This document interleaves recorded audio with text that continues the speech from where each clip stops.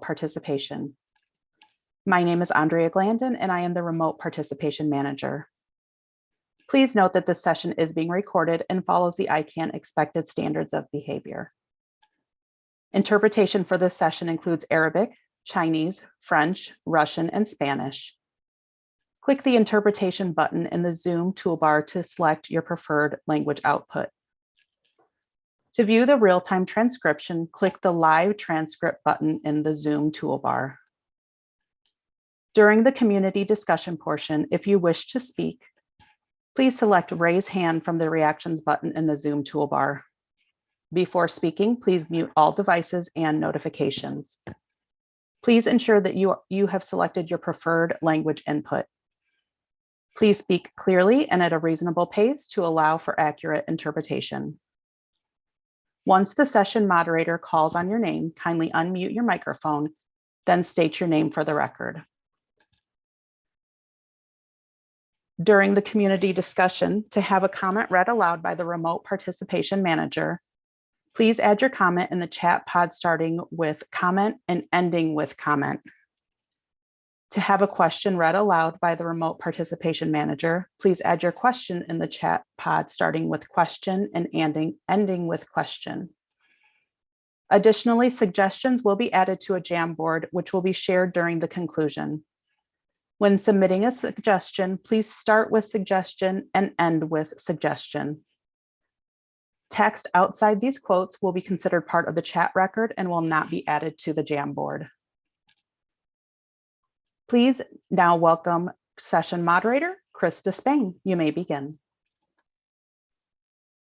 Thank you very much, Andrea, and good morning, afternoon, evening to everybody. Welcome. My name is Chris Despain, and I get to be the moderator for this session, designing hybrid ICANN meetings so we can equalize participation and the meeting experience between those present in person and those who are remote.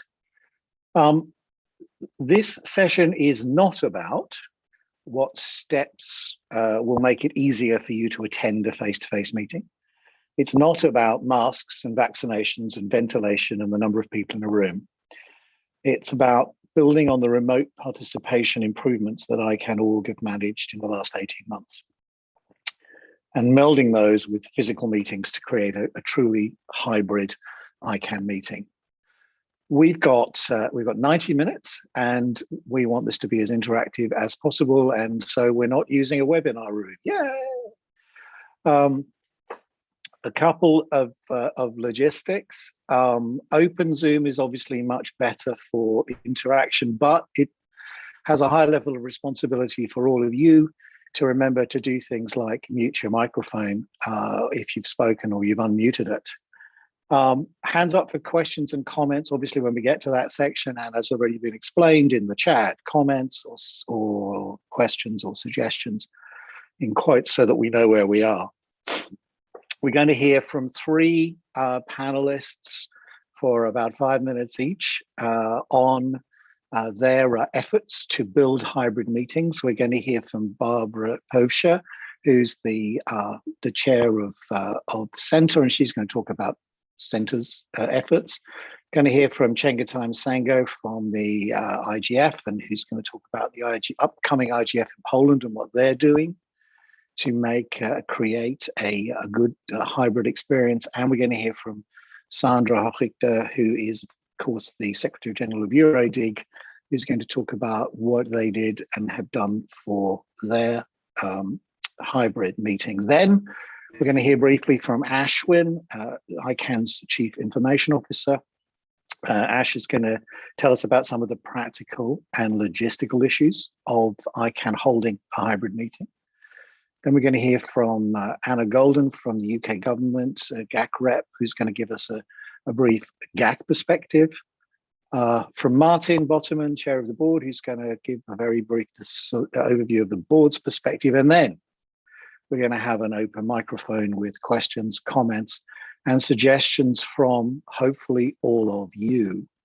I'm hopeful that we'll get through the information at the beginning of this session relatively speedily. I'm looking forward to hearing from our panelists, and I'm going to go first to Barbara, if I may, and ask her to start off the panel session. Barbara, over to you. Thank you, Chris. My name is Barbara Pouchet, and I am currently a general manager of .si registry, where .si stands for a cute little country of Slovenia.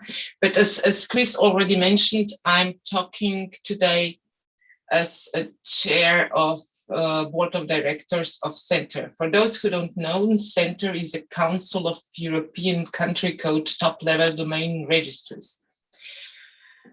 And so, yeah, we are trying to find a solution to make hybrid meetings work in a way that would enable equal participation of online participants, and at the same time not taking away the benefits and joy of people sitting together in the room.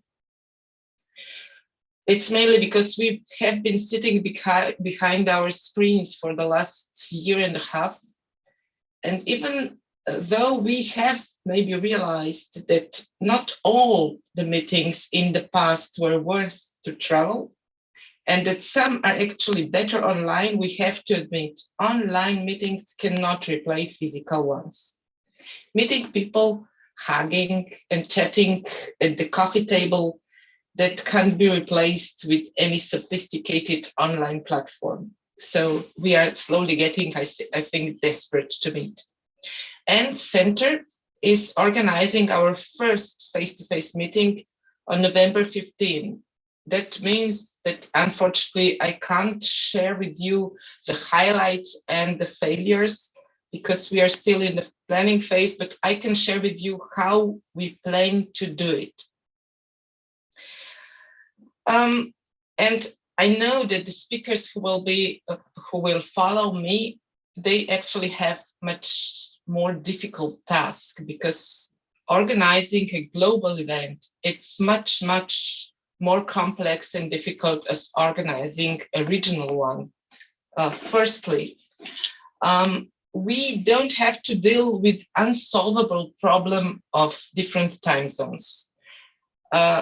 As maybe you know, the vast majority of Centre members are living in the same time zone plus minus 2, as mathematician need to say. Secondly, well, if we talk about scale, well, obviously Centre's meetings are much smaller in the numbers of participants as ICANN or IGF. And even so, for this first face-to-face meeting, we decided to make it even smaller. Usually we don't have any limitation on the numbers of participants who can attend Centre meetings, but this time we decided to go with 1 participant per member. That means that the maximum number of participants sitting in the room will be 35. This is really small, and all the rest can, of course, participate online. But judging on the fastest ever registration in the history of Centre meetings, so registration coming in the minute after the meeting was published, I would say that this pandemic meeting pause will have absolutely no effect on the future face-to-face meetings of Centre. So how we will try to organize it? We are working on assuring equality of online and face-to-face participants for the formal part of the meeting, and still, as I said before, not taking away the joy of those sitting in the room. There will be a screen in front of the meeting room where online participants will be in front of us or with us when asking questions, contributing to the discussions and or giving presentations. And we will have a full-time support for online participation so that nothing could go wrong. Financially, that means that approximately 33% of the budget for meeting will go for online, is allocated for online participation. In addition, we also decided to make this meeting a little shorter than our usual physical meetings. Our experience is that online participants won't be able to equally participate for the whole day because sitting in front of the screen is exhausting. And finally, we didn't plan any additional social event for online participants. It turned out that these social events, well, we are really fed up with Zoom, and nothing can really replace a dinner with friends and chatting with colleagues that you haven't seen for a year and a half. And with this, I'm done, Chris, and I give you the floor back. Thank you, Barbara, and hopefully you'll be around still to answer some questions from the floor when we get there. Let's go to Chengetai, who's obviously going to have some fun with the hybridness of the IGF in Poland in December. Chengetai, please, your turn. Thank you very much, Chris. I will not, I've got slides, but I won't show them. We can just speak. I think that's much better. And as Barbara was saying, I mean, we're going back to the hybrid, to the face-to-face and hybrid, and we're trying to enhance the hybrid format as well with the online. We at the IGF have done online since, I think, almost the beginning, but let's say we did it properly since maybe 2008, 2009, with getting better as the years have gone by. But for this year, we are really making our efforts for a hybrid meeting, which is blended participation in the IGF, so that participants in all sessions, whether you're on site or online, can contribute equally and have comparable experiences in terms of making interventions, etc., and socializing online.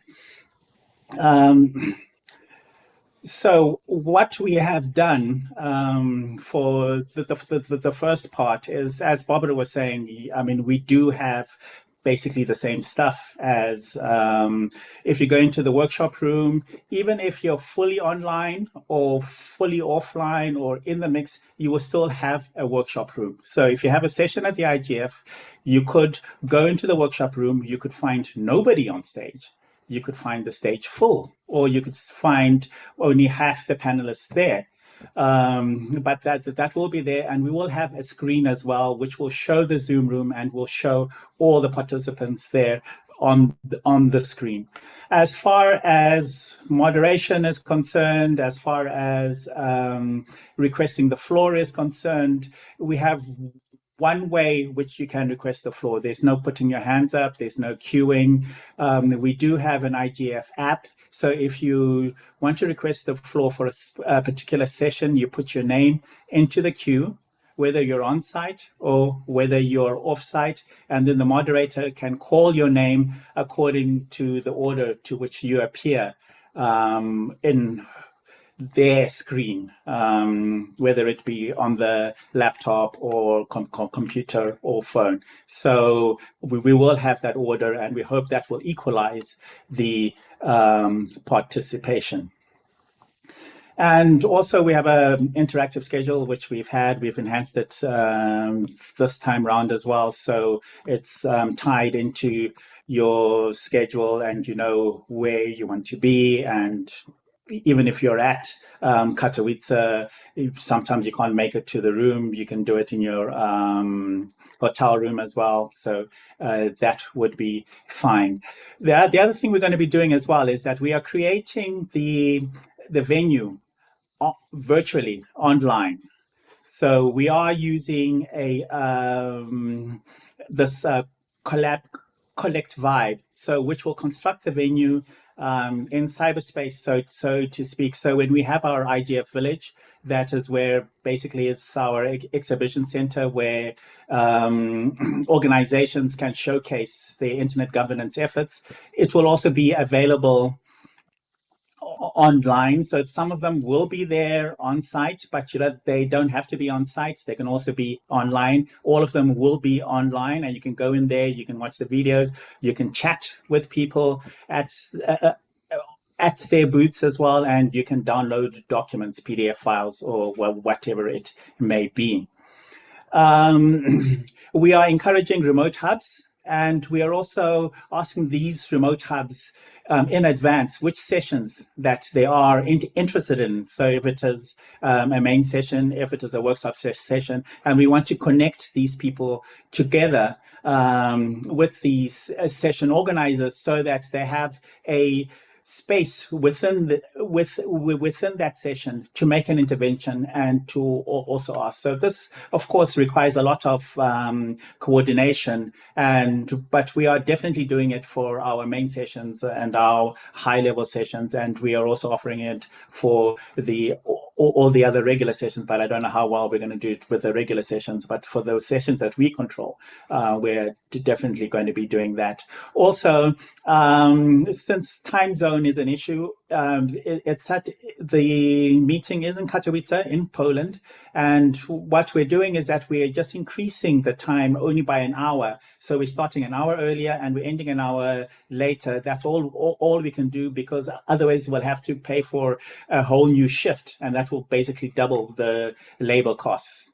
But what we can do is that all the sessions are going to be posted on YouTube, and people can watch them later and can also make comments to these sessions, and those comments are going to be collected by the session organizers and incorporated into their session reports. So, I mean, that's one way we can do it, so that we have comments from people who could not watch it because they're in an inconvenient time zone. We've made breakout rooms possible online and also on site. What we've learned is that it's very difficult to mix breakout rooms on site and for those who are on site and for those who are online. So what we are recommending people do is that those people who are on site have their own breakout rooms, or even a couple of breakout rooms, and those who are off site also have their own breakout rooms, but not really mix them. We found that has worked out properly. We did have a test run with this during our third open consultations that we had at the end of last month, which we tried our hybrid format, and yes, we did trip up a little bit now and then, but then we know where these points are, and we are making our efforts just to smooth them out as well. Bilateral rooms, same thing. Bilateral rooms, they are fully organized so that you can integrate online and offsite for meeting participants. We have the music nights and social receptions as well. Music is very difficult to do online because of the latency effects. So I don't think that's going to work that well, but we're going to give it a shot.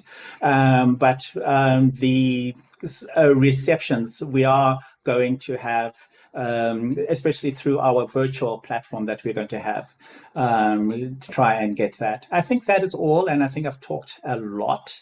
So I have distributed the slides so you can download them and look at them, and if you have any questions, please just let me know. Thanks. Thanks, Chengetai. Some interesting points there, especially about the watching the sessions afterwards on YouTube and being able to comment. I think that's a really valuable thought.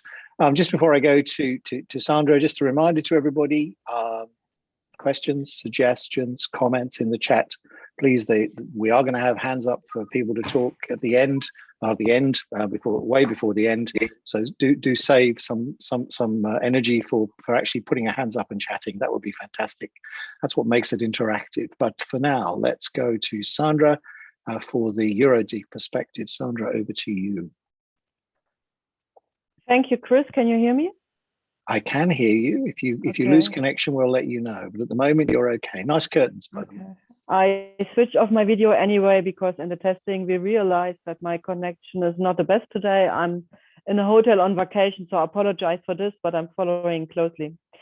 Thank you for giving me the opportunity to speak here. And first of all, I would like to congratulate this community, ICANN, IGF, and everything that is around it, for being able to switch so easily from the in-person modus to the online modus. I think this is really an extraordinary skill that this community has, because I could see in other communities they had much more problems in working online and getting used to remote participation. And then I would like to speak about, first of all, the experience that we had with 2 virtual Eurodics, the sort of innovation that we integrated in our online meetings, and I would like to give an outlook and a short and very personal resume on the experience. Funnily for me, we were able to transfer a program from the offline to the online space as it was in place with a physical meeting. So we didn't change the program structure at all. And this was one of the most surprising innovations, not an innovation, but actually the most surprising point for me, that what works on-site can also work in the virtual space. But we could see the people's behavior was quite different. For instance, people sign up for a session on a very, very short notice, basically just before the start of the session. So a sessions organizer have to be prepared for that in terms of sending the credentials and all these kinds of things. Also, we realized people are getting much more picky, because as Barbara said, we all are tired of Zoom meetings. So you really pick and choose what kind of session you would like to attend.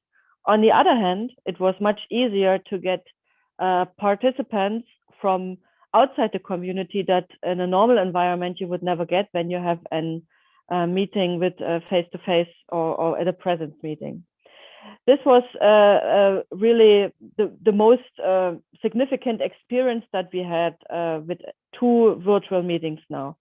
On the innovation side, you know, Eurodic is a regional forum. We don't have the issues of time zone issues. And what we did was we set up 3 studios across the continent. Let's call them mini hubs. And we wanted to create a sort of community feeling across the continent. From the feedback of participants that we got, we found this was a great success, because this moderation in between the studios really gave a sort of, we are sitting all in the same boat, we are looking all in the screen, yes, but we are somehow virtually connected. We also used in our second virtual meeting a tool named Gather Town, where we built a virtual conference center. I must say half of the participants were really very much amused by this tool and really liked it, but the other half of participants found this an additional hurdle they didn't want to take. So you basically have to be very careful if you make such a tool as the only point of entrance, because you won't lose any participants that are not ready to use those kind of tools. We also made some experiment with social events, but we found the effort that you put in such social events and the feedback that you get is basically that only a very small group is interested in these social events. They are quite costly. They need a lot of preparation, these kind of things. And possibly I would not suggest to invest too much into social events, rather invest every effort into a good connection. On the outlook, I think we have to expect changes on both sides, on participants that participate in the meeting physically, and we will also see changes in the online participants. My guess is that people are getting very much picky in terms of choosing where do I travel and what kind of event I just take from the screen. And I think everything which is related to knowledge transfer, pure knowledge transfer, and leave networking aside, will work perfectly in a hybrid and online form.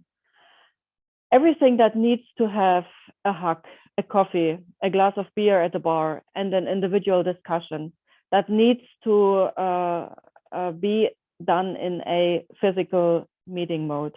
And when people are taking the effort, and I think that will also change in the future, when people are taking the effort of doing a travel, they are expecting to have good networking environment and experiences. For me, the conclusion here is we don't need in the future overload agendas, because it's tiring for participants on the screen, on the Zoom or whatever platform, and it's also tiring, or it's not what people expect when they travel across the globe. So my guess would be we need much more networking breaks for the people that traveled to a certain meeting place, because they want to meet, they want to discuss. They don't want to just listen to what another person or a panel speaker or whatsoever is saying. And we need to have shorter session also in order to make it much more easier for the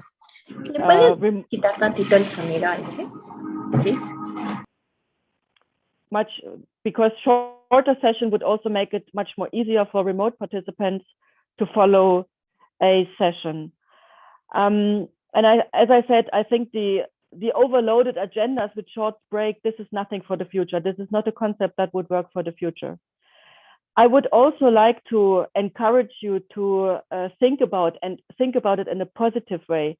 We do not have to provide equal participation for online and offline participants, because it is not equal. People will pick and choose where to travel and where to stay in an online mode. And if I choose to stay at home, I do not expect to be fully equal. Of course, I do expect to be able to join easily, to connect easily. I expect to contribute easily, but I do not expect to have all the same opportunities as a participant who choose to travel to a place. This doesn't mean that there's a disadvantage between one or the other. It's just a different type of participation for both, for online and for on-site participants. And I still think there is a lot of space for funny things like, for instance, recently a thought of mine was that we could also use the global villages or the booth areas as little remote hubs.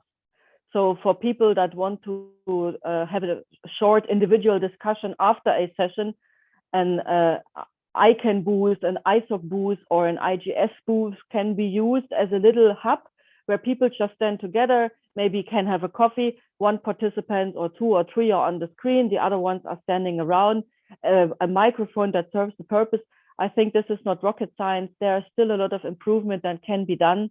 But in general, I would say we have to think on changes on both sides, on the people, what they expect when they travel across the world, and on the on-site participants, on the online participant side.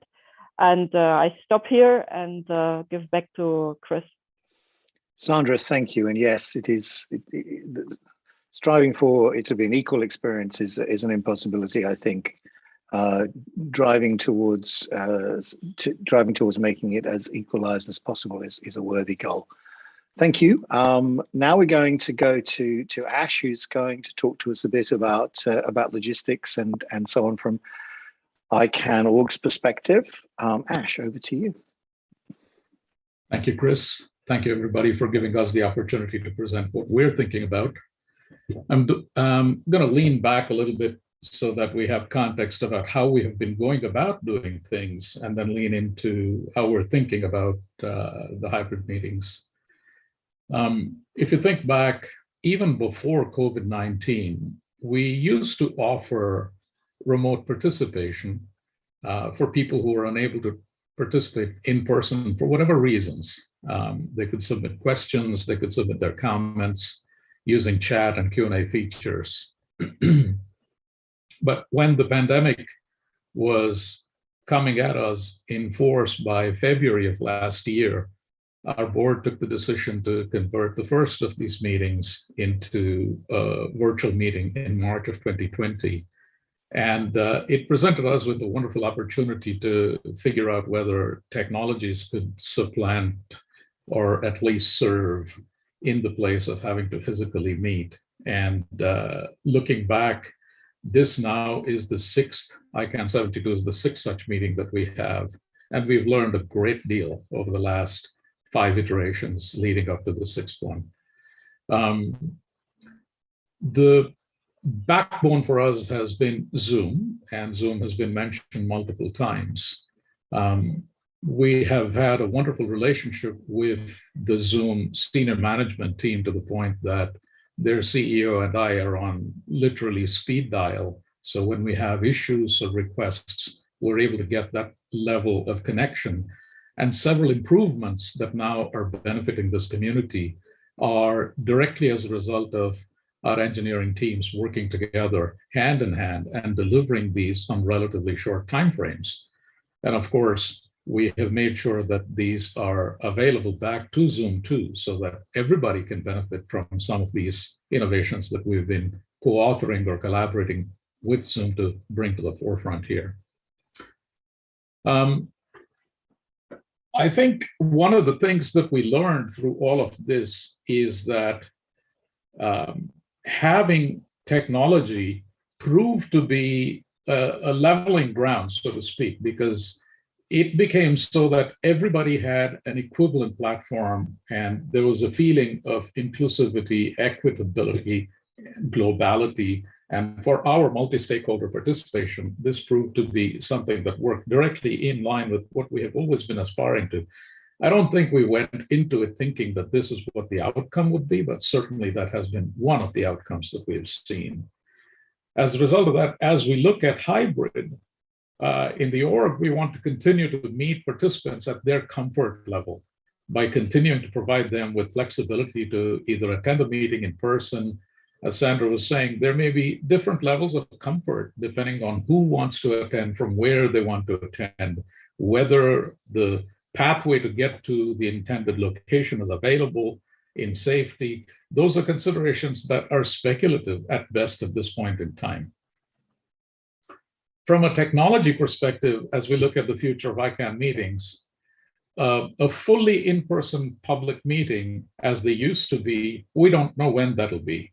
So we are taking the approach that we must offer a platform that is available for anybody who wishes to participate from anywhere, anytime, particularly if they're using technology on any device. So that's a kind of mindset with which we're going in. And to help us, we're also leaning back on a definition, finally, of what is a hybrid meeting. You know, the connotation of the word hybrid varies from one person to the next. So we looked at a source called the Meeting Professionals International, and there is a formal definition of hybrid meeting, which says that hybrid meetings include any meeting or event with at least one group of face-to-face participants that digitally connect with participants in another or multiple other locations. So we're looking at our hybrid strategy in that context, and there are several considerations that we're taking into our sort of thinking processes here. The first is engagement. When choosing virtual event software, there are many innovative options which are available out there. We today, for instance, have embraced discussion boards with accessibility features. You know, audio streaming is an option. Real-time transcription in English is an option. That button that you see at the bottom of Zoom is something that was co-created in the last 6 or 8 months. Simultaneous interpretation is an option.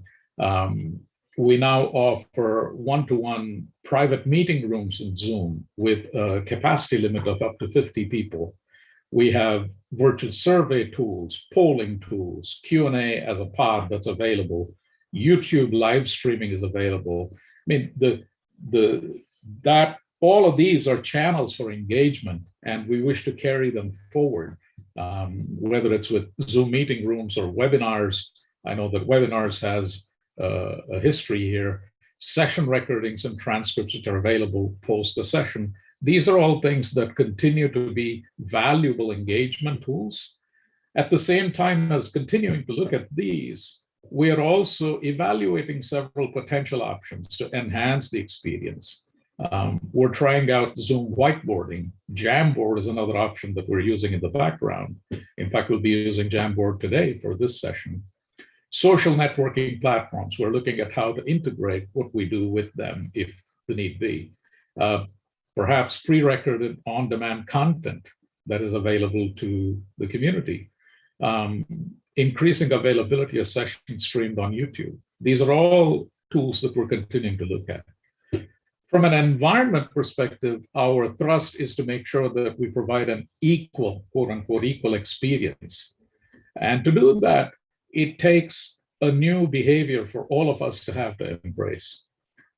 For instance, if the number of people who are physically in a location is relatively small compared to the number participating from a distance, then everybody will need to be on Zoom for every session. Everybody will need to use some kind of a device with a headset and a microphone to participate. The way we're thinking about this is to have a single integrated queue where questions are posed and interventions are made. We'll need to learn new habits when we do this as we enter into this mode, because even though we may be in the room, we will need to be mindful about switching on and switching off our microphone when we speak and when we are done with speaking. Otherwise, there could be ambient noise and feedback loops that can be very annoying. Room setup itself may be different depending on whatever physical distance is required at that point in time in that location. So these are environmental considerations that we're thinking through. In much of this, we're taking connectivity for granted, but we need to be sensitive to the fact that not everybody has high bandwidth for connectivity, which is one of the reasons why we're looking at ways in which to accommodate people who may have bandwidth issues. Live streaming, in fact, is something that may consume more bandwidth than we see. We offer lower bandwidth options as a result. Only audio streaming is an option that we're looking at. We're looking at YouTube as a means to convey the content while something is going on, because we have seen in our experimentation that it consumes slightly less bandwidth than a native Zoom session that is being streamed out. Another aspect that we're thinking through is the production environment itself. So if you think of these as a staged kind of production, in staging these, the room setup may need to vary, depending again on the ambient nature of conditions that are imposed by the facility or by the local government, wherever it is that we host the event. How many people can we anticipate is a question that we continue to wrestle with. And depending on how many people are there, how many are in the facility participating as opposed to being present in the location, so to speak. We may need fewer sessions that allow for more space for overflow rooms, depending on the level of attendance. So we're thinking that through. From a camera's viewpoint, while we think of how to present the speaker, we're thinking of how do we have clear line of sight for physical room cameras, providing more than one viewing angle to enrich the online experience, rather than just be focused on the one camera, which is native to the tool that maybe be used by the speaker at that point in time. From a facilitation perspective, we are focused on providing stronger facilitation, which is more mindful of the fact that remote participants are being treated as equally as the people in the room themselves. Previously, if you think about it, remote participants would wait for a certain point in time before their queued up questions or comments were batched, whereas here we're trying to create a singular queue. So we need to have a new behavior in the remote participation manager to be sure that they're respecting how these interventions and questions are coming through. And finally, from a pure logistics viewpoint, what does it take for ICANN.org to hold an ICANN meeting? You know, it takes months of preparation and planning. Each one of our physical meetings, 5-6 months is fairly typical for us. So even as this meeting is going on, if we were in physical mode, literally at the end of this meeting, we would be having a pre-meeting visit to the next location to ensure that the facilities are up to par.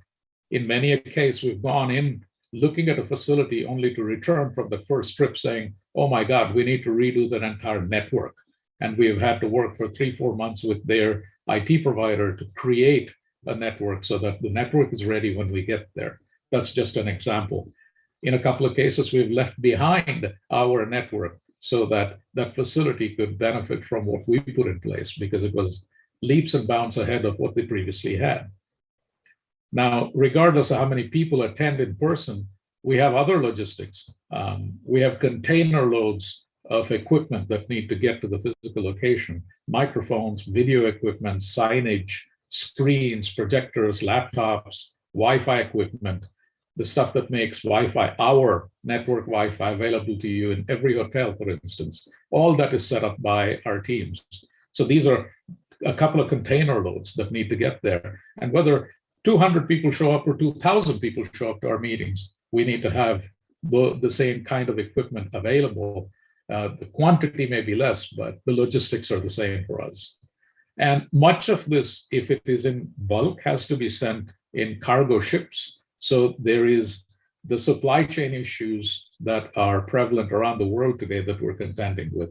So there's quite a bit of work that goes into thinking, planning, figuring out road logistics or ocean logistics, unless we're able to take a smaller quantity and just air transport it at a significantly higher cost. And then there's the interpretation.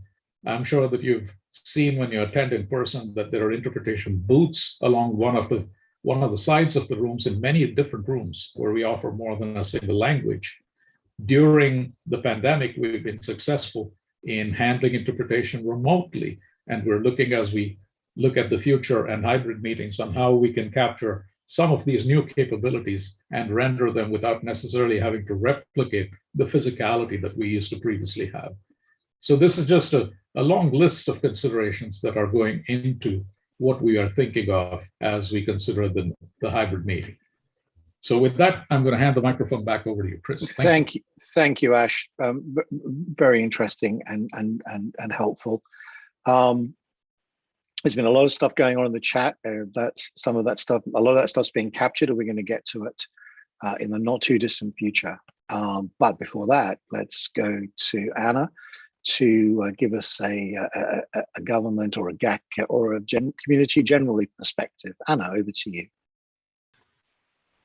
Thanks so much, Chris, and hello to everyone. Like Chengetai, I'd also prepared some slides, but I think for the sake of interactivity, I'll speak without them and then post them in the chat instead for those interested. So as Chris mentioned, I'm here to offer a GAC perspective on the issue, and we'll be sharing some of the reflections that we've had within the GAC on the topic so far. Of course, it's worth saying that the GAC is just one group within the ICANN community, and even there's a sort of a great range of perspectives among GAC members. So my goal today is really just to give you a general sense of some of the thoughts, ideas and experiences GAC members have shared. So the first question that I'm going to speak a bit about is the benefits and risks of returning to hybrid meetings from a GAC perspective.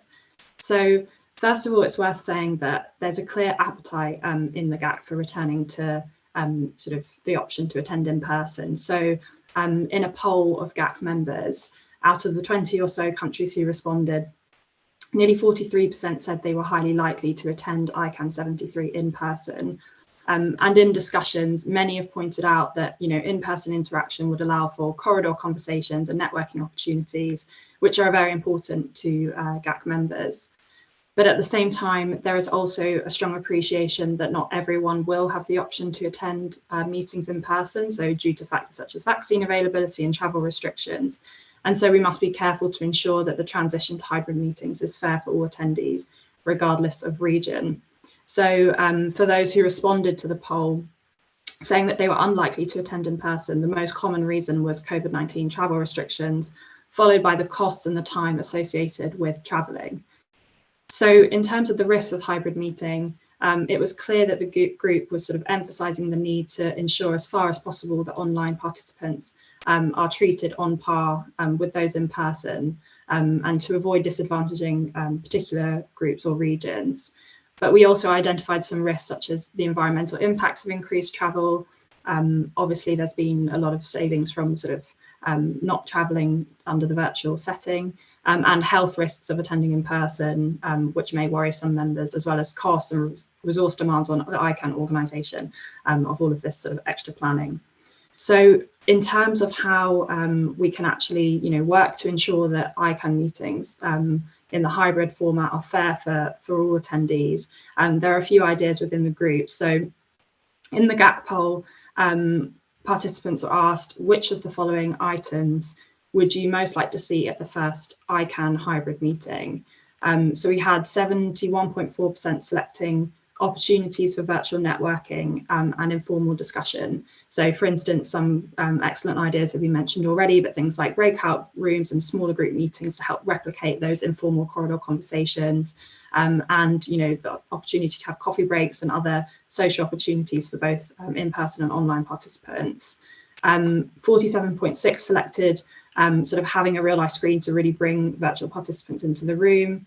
57.1% pointed out an effective, fair online system for moderating and managing requests to the floor. So one idea that's already been mentioned is sort of having an integrated system for both online and in-person participants. And we also had suggestions around sort of new interactive virtual tools such as kind of WonderMe that could help facilitate social interactions, and also the need for real-time interpretation for all participants, as well as sort of having user-friendly and accessible tools that everyone can access, and an online moderator who perhaps is sort of kind of partnering together with the in-person moderator. So in the poll, we are also asking around, the biggest concerns for members of the return to, the transition to hybrid meetings. And top of the list was potential inequalities among participants, which is something I've mentioned already.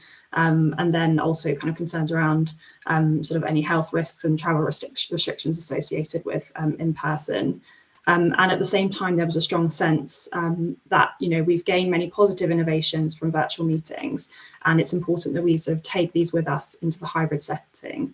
So just briefly before I wrap up, the GAC, like all community groups, has had specific challenges when it comes to virtual meetings. So we've had around 80 new members since ICANN meetings went online, who of course need to be properly integrated and onboarded into the community.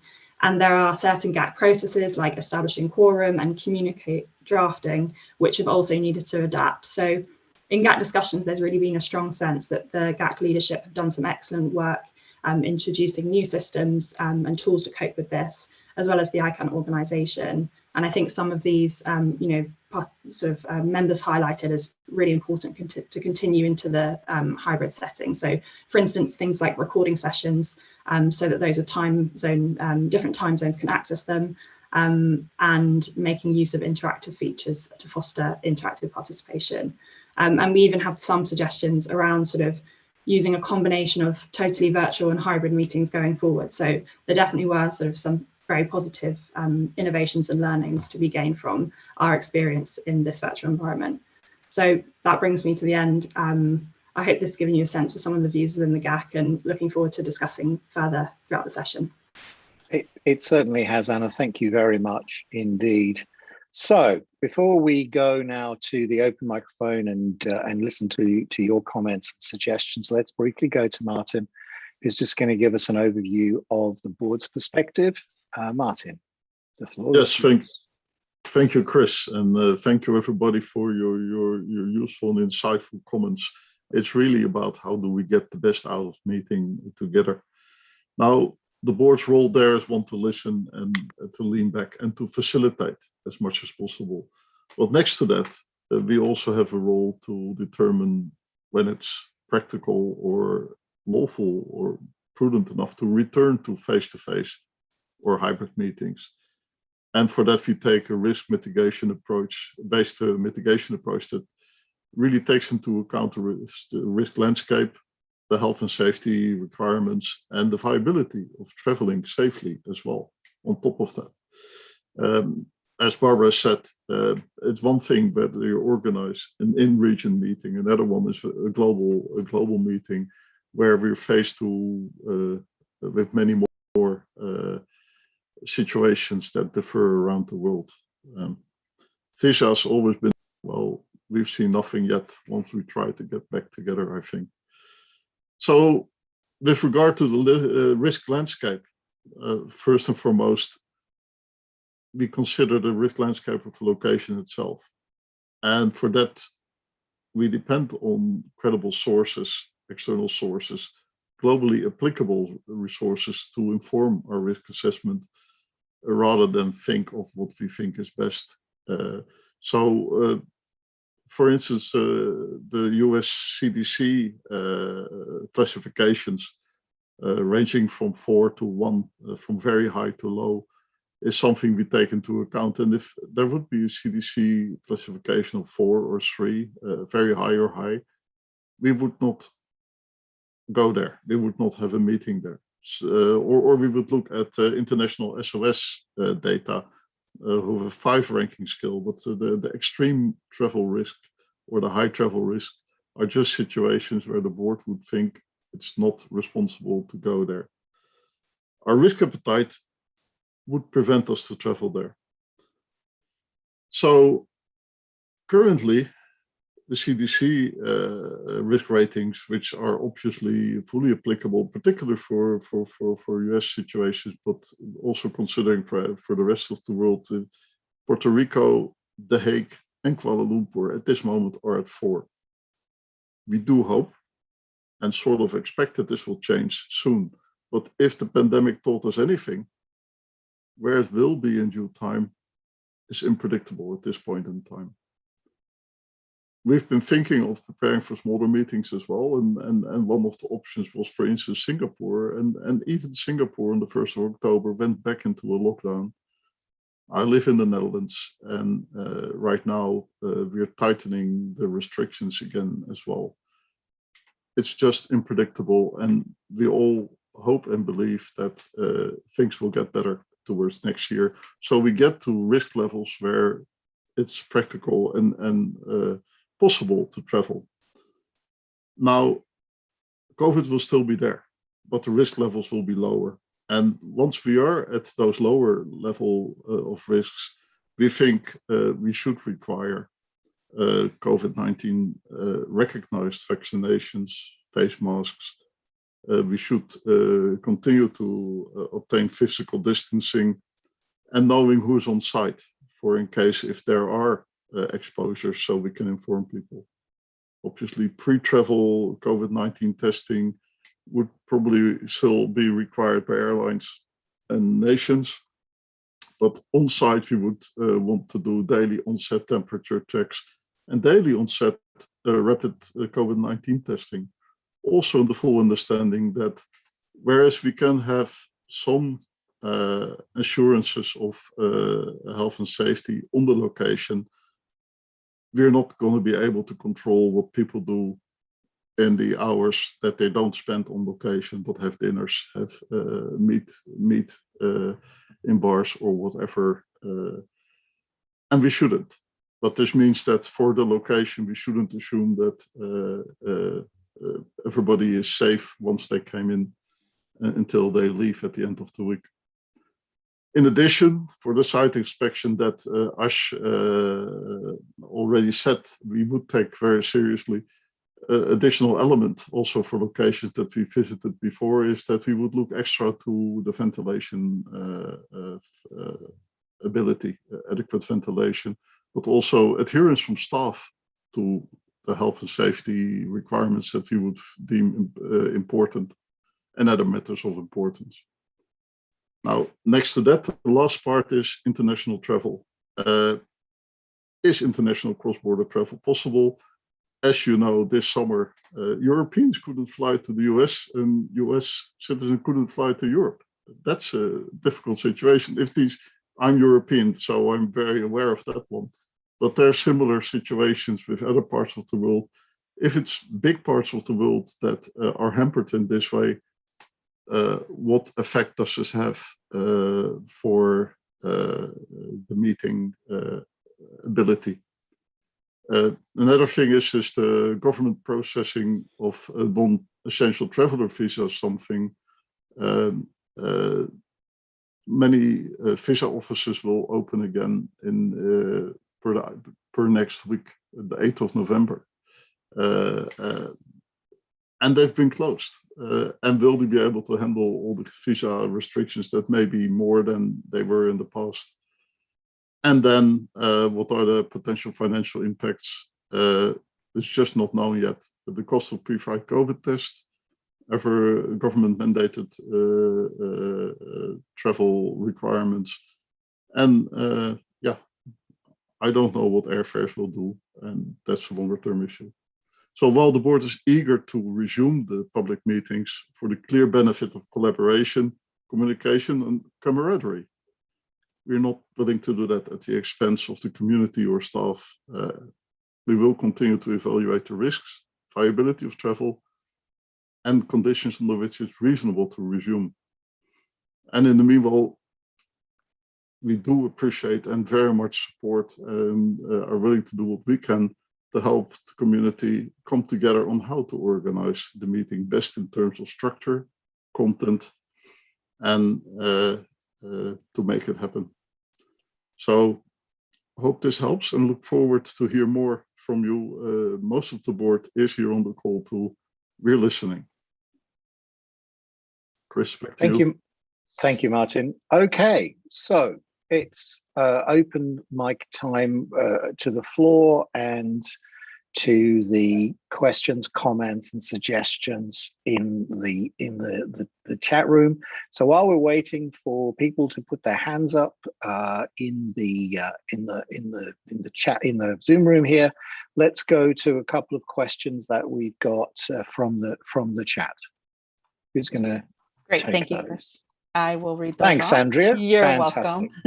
We did have some questions that were addressed by the speakers during the remarks, so we'll go with the questions that have not been answered yet. The first question is from Jeffrey Newman. I am not sure if I missed it, but is there a limit on the number of attendees at the IGF? Chengetai, I think that's probably one for you. Yes, we are not setting a limit at the moment because the conference center can take 15,000 people.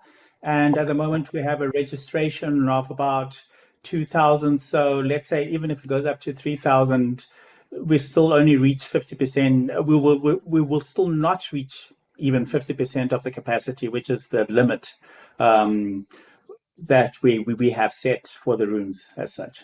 Yeah. Thank you. Thanks, Chengetai. Andrea? Our next question is from Shah Zadur Rahman. How the questions and comments will be collected from those who see the IGF recording? How will the questions and comments be collected? Due to time zone, they are unable to participate online. I think really that's about how are you going to weave in questions and comments that come in 5 hours, 10 hours later, Chengetai, when someone's looked at the YouTube video? They will be integrated in the session report. So that's how it's going to be done. If the question is, how are these questions going to be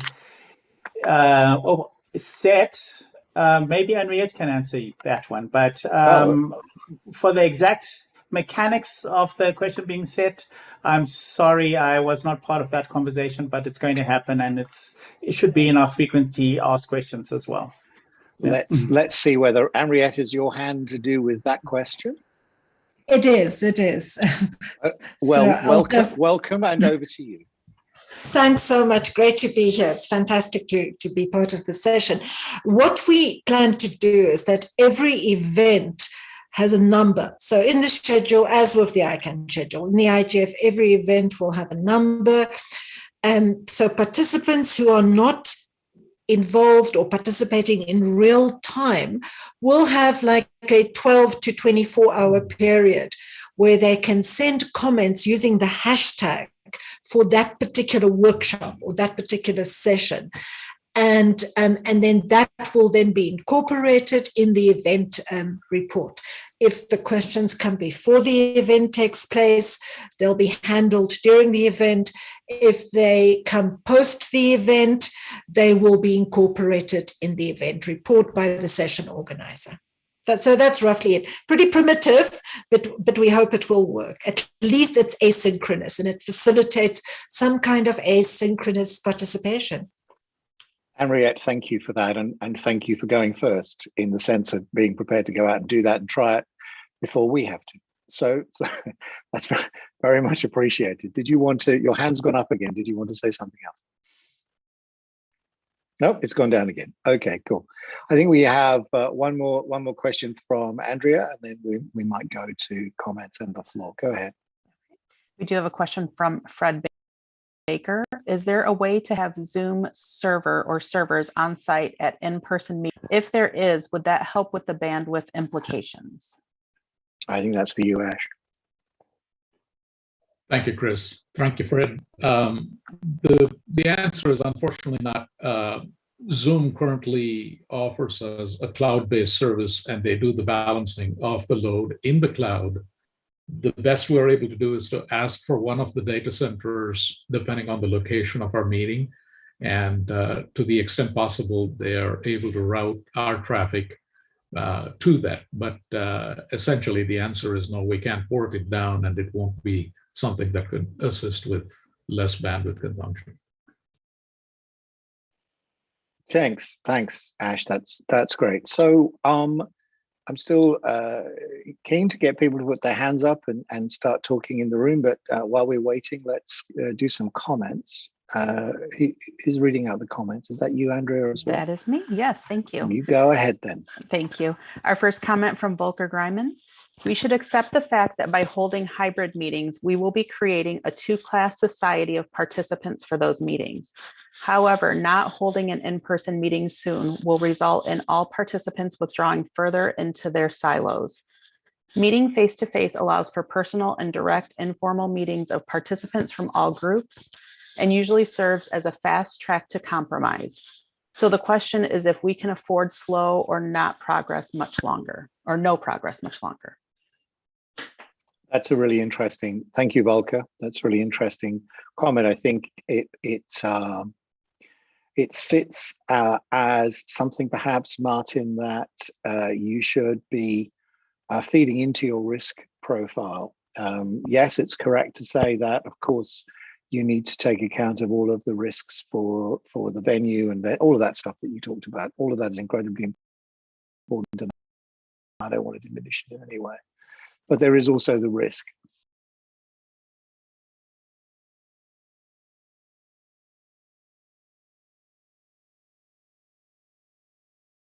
To the organization and to the work of the organization.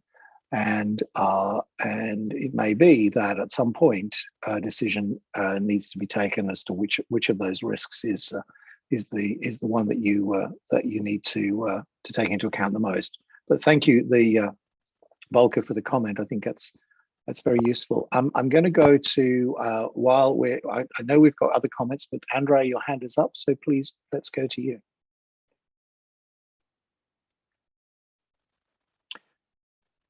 Andre, if you're talking, you're on mute.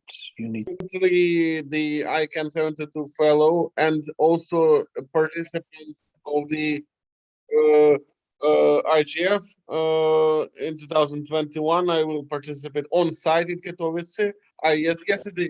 Yesterday I take the visa.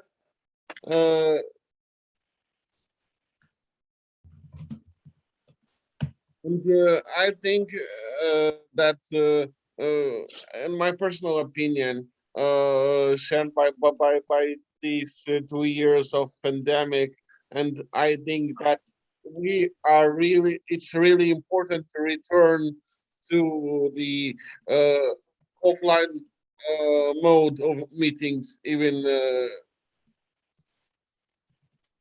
And that's really important for the network, for the community, for the spirit of the community, I think. Yes, that's the and these online meetings and this kind of there could be live, but they could be part of intersessional activities. They could be throughout the year. Andre, thank you. That's Thank you. That's a helpful and useful comment. Jeff, go ahead. Yes, thanks. Jeff Newman for the record. I think, and I put this into the chat, but I think it's important enough. We all have to, and I heard it during a meeting yesterday, that it's expected that the chat and Q&A function, you have to use English. I think that is a problem. I think we need to figure out how people can contribute in their own language and not just, listen to it or speak it, but also to be able to write in the chat. And to add to that, use of the word comment or question or suggestion before and after every comment, question, or suggestion is not very easy for those that are non-native English speakers. So perhaps something else could be used to indicate that as the source of your comment, question, or suggestion. Thanks. Thanks, Jeff. Good points. Don't know what the solutions are, but certainly things that will need to be considered. Cheryl, hello. G'day. Sorry, G'day. that's an in-joke for an ex-Australian. Yeah, an ex-Australian there. Good to see you, Chris. Good to see everybody, actually. I know you're all going to think I'm probably, Cheryl Langdon for the record, by the way, probably going to say something about the remote participation aspects of all of this, or the disability aspects of all of this. Well, I'm not. Well, I wanted to actually share an observation that may affect the physical location of any future hybrid meeting. And that is the amount of time it takes to just consider, and it'll need to be considered in the scheduling as well, the processing of some of the information, vaccination status, current temperature, all of those sorts of things on site. And the fact that the foyering, the control of the people in that area will also have to be considered as well if we're going to manage distancing. I attended a very small, for the first time in many, many months, face-to-face, fully masked, fully vaccinated, all of that. I'll call it an event. And the bottleneck entering for a timed start was most disconcerting. Now, that was 25 people trying to get into somewhere.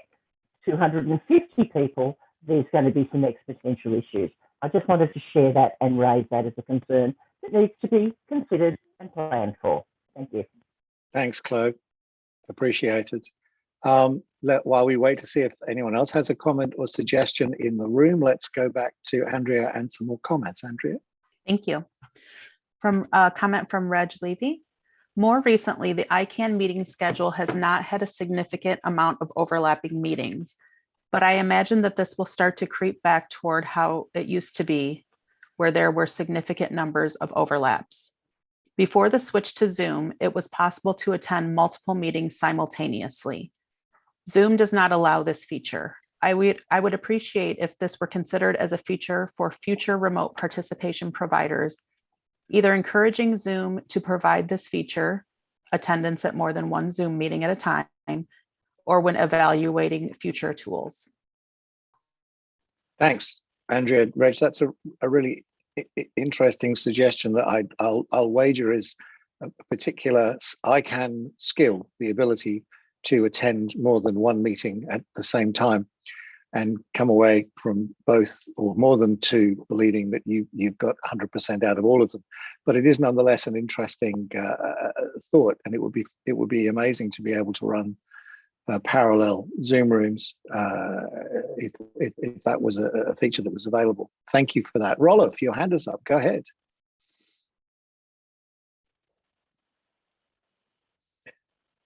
Rolf, you're on mute. Sorry, You need to Chris. come Yeah, up. sorry, There Chris. you go. Thank you. Hello, mate. Good to hear Thank your you. voice. Hello. Yeah, likewise. Good to hear everybody's voice. Rolf Meijer for the record. I have a question for Martin. Martin, you mentioned some of the measures that you would foresee once we will have hybrid meetings, measures for let me call it the physical part of the hybrid meetings. My question is, do you? Oh, hang on a second, Rolf. We've got a stray microphone. Okay. Okay, you can go ahead. You can go ahead now. You can go so ahead now. my question is, do you envisage to adhere to the measures that are valid recommendations and those are obligatory at the location, or do you foresee to go beyond those measures and decide on certain additional methods and measures yourselves? Thank you, Rolf. Martin, do you want to tackle that, given that it was a question for you? Yeah, thanks, Rolf. I think most importantly, we would consider what it takes, taking into account the specifics of that we do have a global community participating in one location, that it's a large participation of people that we know will also not only visit the conference, but also the city location where they are.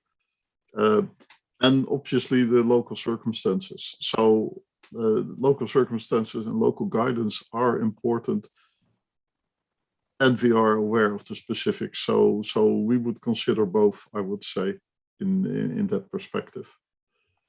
Safety first, and in that, the best possible meeting. Thanks, Martin. Rolf, do you want to respond? Yeah, so you will seek advice from local authorities or something like that? Oh yes, as well, of course, but not only local, but also very much take into account the global character of our community. Okay, thank you.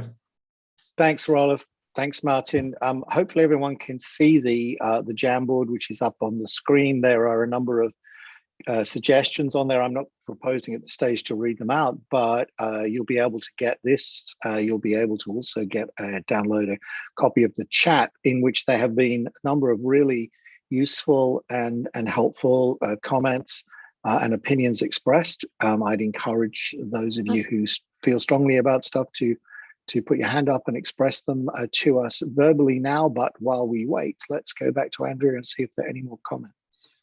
Yes, thank you. We do have another comment from Anne-Beth Lang. I think one of the reasons that the virtual meetings of ICANN during COVID have worked so well is that we know each other. In the future, we must reckon and hope that new people come to the community to engage, and then it will be much more difficult if the new ones have never met the people they are talking to and with virtually. We need some places to meet face-to-face as well. Thank you, Andrea and Annabeth. I think that is an absolutely spot-on comment. It's much easier for those of us who know each other really well to remotely participate. We can shorthand. We've probably got each other on separate Skype chats or WhatsApp chats or whatever it may be, and can interface in back channels and so on. And the point you make is an incredibly important and valuable one about the future and how we deal with new people coming along. Jeff, I think it was you who's just posted in the chat about the Jamboard being open to people to put notes on it. I don't think it is, but I can assure you that if you send a suggestion through, unless it's offensive anyway, which of course it wouldn't be, it can be put up on the Jamboard. We did discuss whether it was possible to have it open to everyone, and it just got too complicated in the end. It was enough that we managed to get the Zoom room to be functional like this, as opposed to a webinar. Andrea, do we have any other comments? Yes, we do. We have a comment from Lori Schulman. INTA is approaching the hybrid model with online plenaries and educational events, and then supplementing them with one-day educational social programs in Berlin, Los Angeles, and New York. We have seen very good registration numbers for the in-person as well as the online.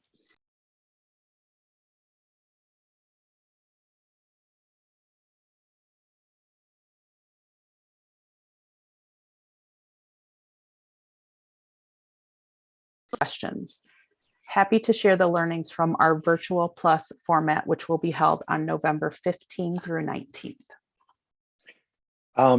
Thank you. That's incredibly helpful. And it occurs to me, given that both Chengetai and Barbara will be able to provide us with significant input, if they're willing to, post the centre meeting and the IGF, and Laurie says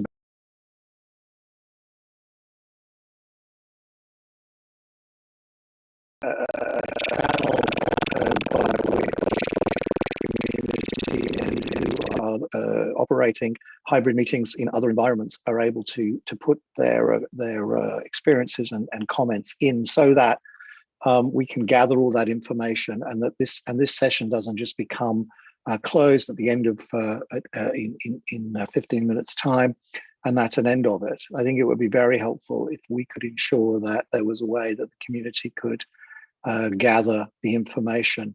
Rolf, I'm guessing that's an old hand. Laurie, go ahead. Thank you, Chris. I wanted to add to that comment. We had also planned a one-day social educational event in Hong Kong, in the Asia Pacific region, again, to try to cover as much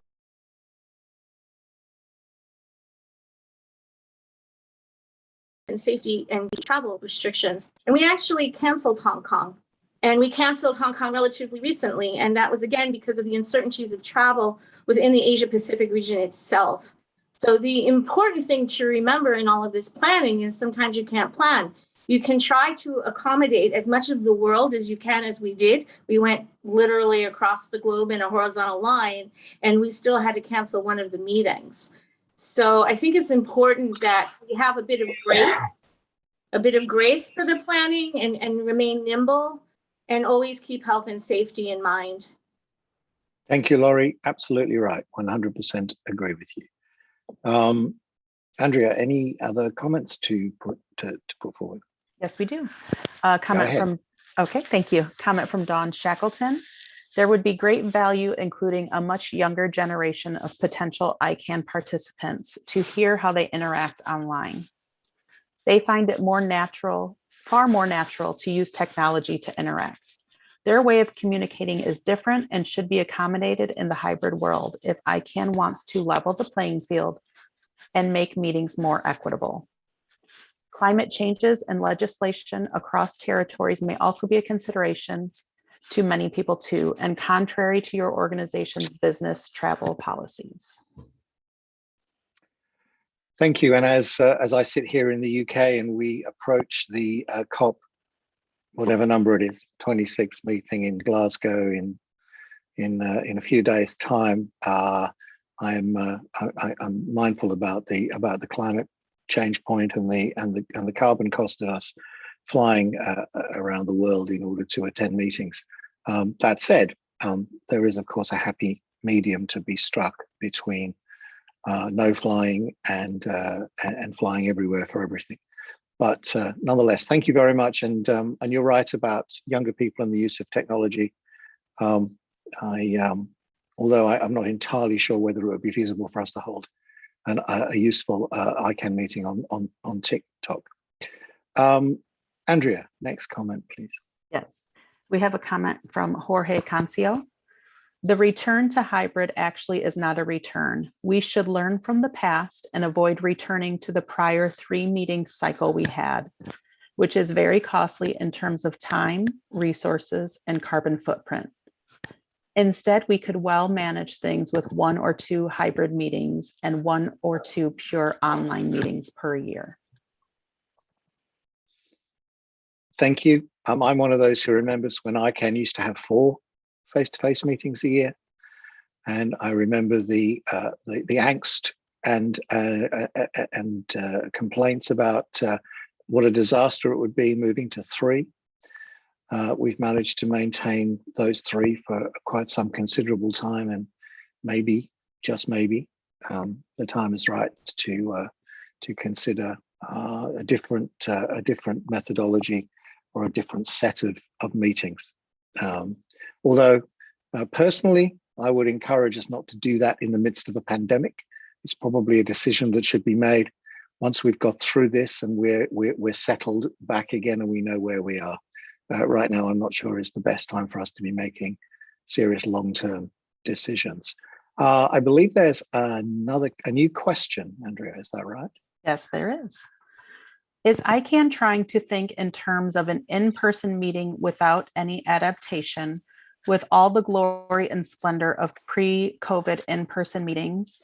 Doesn't require a different thinking for hybrid meetings, even during COVID? Yes, is the answer. It does require a different thinking, and no, I don't.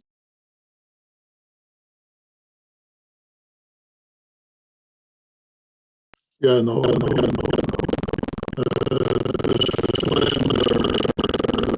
Old days.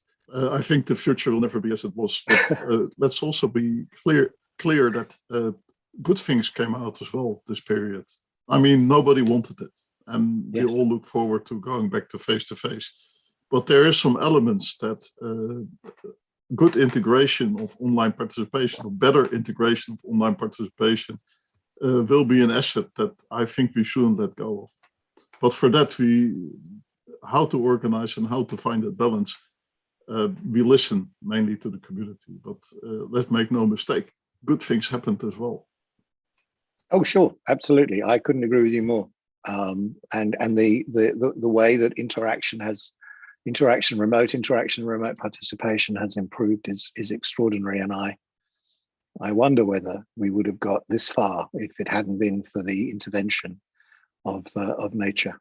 We probably would not. Comments, Andrea, anything else? One moment.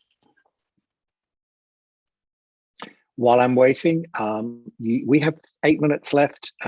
Now is your last chance to put your hand up into the room if you want to say something. I am going to go to the Jamboard in a minute and just have a quick look at what it says on there. But Andrea, anything else you want to insert into the conversation at this stage? Yes, thank you. Yeah. We have a comment.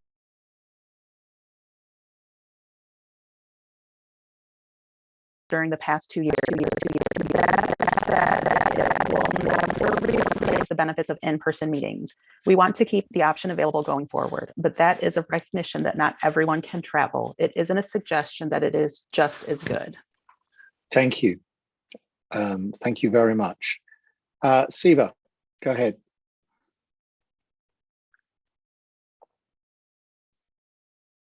Siva, if you're talking, you're on mute.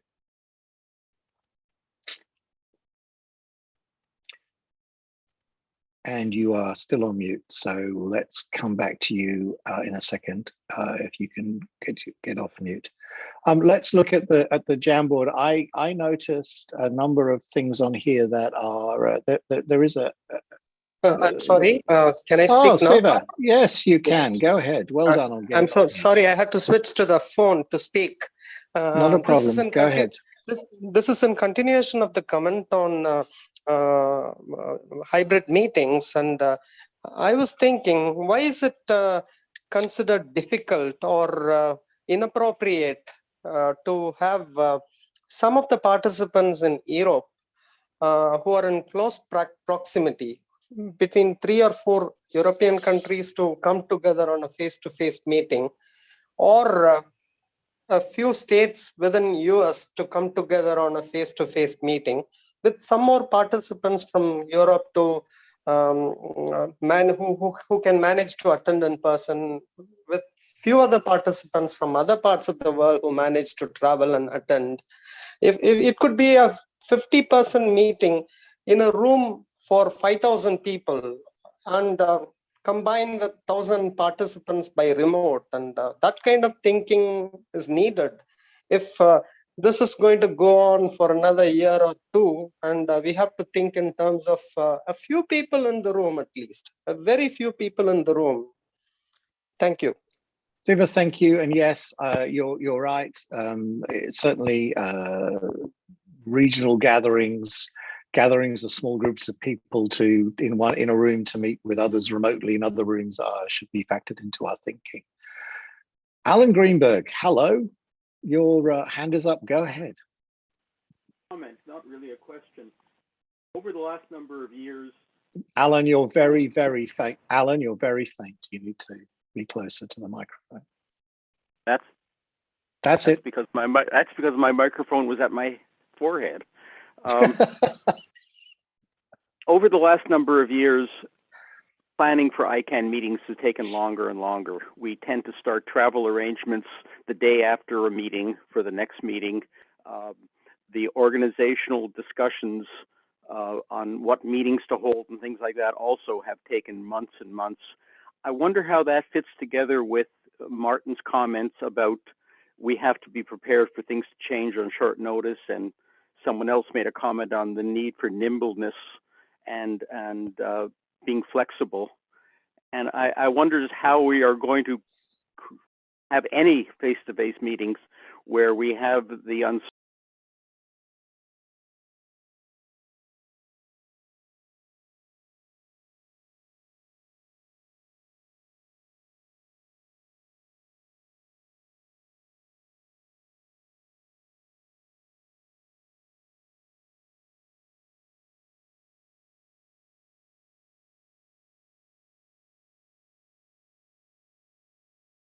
Up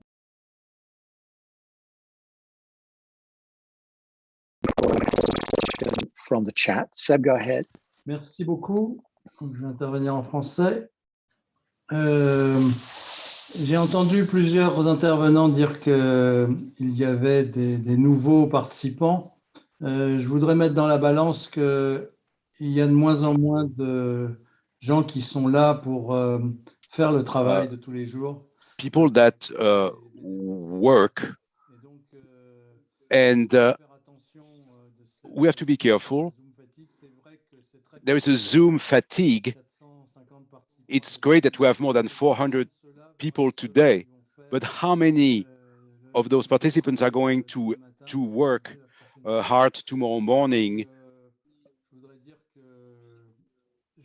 What I would like also to say is that it's not the best time to go back to the idea of less meeting every year.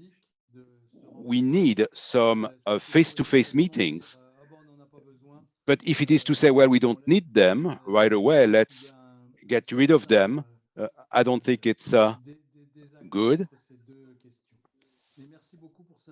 Thank you very much for this meeting today, and thank you.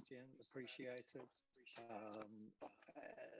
Let's go to the last question from the chat, and then I'm going to sum up. Go ahead, Andrew. Thank you. Last question from Pierre Bonas. Don't you think pure online meeting creates a new burden that is the jet lag management for employees?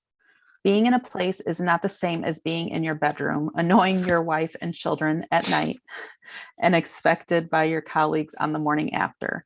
Of course, travel was also a burden, but it seems to me sometimes there is an approach that paint online meetings in too bright a color. No? Pierre, I'm going to use my prerogative as the chair and say, as a moderator, and say I agree with you. It's a comment rather than a question, but yes, I completely agree. There are challenges with being at home. There are challenges with traveling. The challenges are different for different people, but they're all real challenges. Okay, we are coming up to out of time. I want to do the following. I want to say thank you to Barbara and Sandra and Anna and Chengetai and Ash and Martin for their contributions. It's very much appreciated. I want to ask those of you on the panel who have got meetings coming up that are going to be hybrid to please be prepared to provide us with the feedback and as much information as possible so that that can inform what we do going forwards. I want to ask Org if you could make sure that you capture any suggestions that haven't yet been put onto the Jamboard, and that that is part of what goes up onto the site for people to download, along with the chat, which has contained some really, really useful and helpful comments. And I want to charge whoever is the right person to be charged with this, whether it's you, Martin, or it's Ash, or it's whoever is on the staff who's in charge, to create the ability for this conversation to continue. I don't know how, what I would really love to see is not this conversation continuing at the next ICANN meeting, whether that is face-to-face or hybrid or remote, but continuing from tomorrow or within a reasonable period of time from today. So some form of list, some form of ability for us to be able to continue to work to bring our ideas together and have the community, us all who are used to all of this, provide input and suggestions.